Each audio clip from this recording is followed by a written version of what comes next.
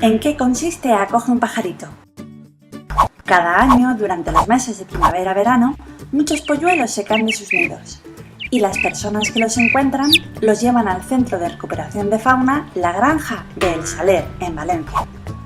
Cuando los pajaritos llegan al centro, allí comprueban que su estado de salud sea bueno y si todo está en orden, llaman al equipo de Acoge un pajarito. El equipo de Acoge un pajarito, a su vez, avisa a uno de sus voluntarios, que ya ha sido formado y preparado para esta labor. El voluntario acude al centro a recoger al pajarito y todo lo necesario para sus cuidados y alimentación. Y durante un periodo de 2-3 semanas, cuidará a la pequeña ave hasta que esté lista para volar. En todo momento, los expertos en aves de Acoge un pajarito estarán asesorando y ayudando a los voluntarios para que, entre todos, consigamos sacar adelante a este pequeño animal que merecía otra oportunidad. Y de esta manera tan bonita, estamos colaborando en la conservación de las aves silvestres de nuestro entorno. ¿Y tú qué?